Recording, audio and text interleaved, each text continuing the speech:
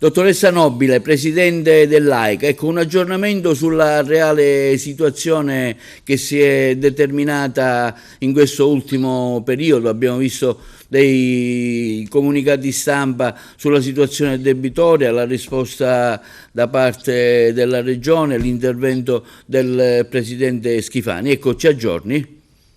Sì, allora noi nelle ultime giornate abbiamo chiuso qualsiasi tipo di intesa, accordo che c'era già con Siciliacque, ma l'abbiamo conclusa. Quindi nella data odierna Siciliacque provvederà ad inviare la richiesta di sblocco dei conti e noi domani in questo modo potremo provvedere invece alla liquidazione degli stipendi ai dipendenti, ai quali avevo promesso che entro questa settimana avremmo provveduto con il pagamento dei compensi previsti.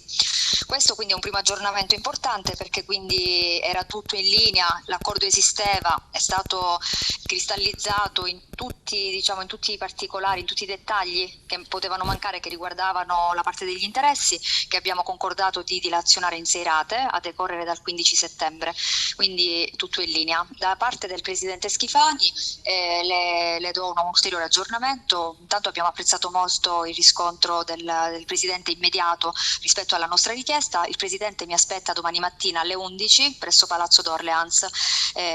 All'interno di queste interlocuzioni con il presidente chiariremo tutte le nostre posizioni e chiederemo ovviamente al presidente anche lui di prendere posizione e di aiutarci nella chiusura delle posizioni che abbiamo con Siciliacque, ma soprattutto nella ripresa e risanamento di questa società che è di interesse per tutti, anche del presidente Schifani, perché lo ha dimostrato. Mi scusi, relativamente ai comuni morosi? Relativamente ai comuni morosi sono arrivate tantissime note da parte dei comuni. L'unica nota dolente è stato il fatto che i comuni ci rispondono dicendoci che fino a quando hanno l'ordine di blocco da parte di Siciliacque non provvederanno, diciamo, con i versamenti. Però oggi Siciliacque provvederà allo svincolo e a rinunciare all'atto di pignoramento, pertanto con queste note loro stessi dichiarano di provvedere immediatamente al pagamento a seguito di questo sblocco. Ma ci sono comuni che devono dare all'AICA diversi milioni di euro. Assolutamente sì. Noi infatti abbiamo inviato delle diffide, ma diciamo in accordo con l'Assemblea dei Sindaci, perché noi abbiamo degli atti di indirizzo da parte dell'Assemblea dei Sindaci, io ho semplicemente seguito quelli. Probabilmente nella diffida sarò stata particolarmente dura, ma ho semplicemente applicato quella che è la normativa e quindi in caso di mancato pagamento abbiamo previsto l'invio alla Corte dei Conti, il commissariamento al Ministero dell'Interno, il pignoramento presso le autonomie locali, oltre ai decreti ingiuntivi e agli atti di precetto, ecco, ma erano atti dovuti.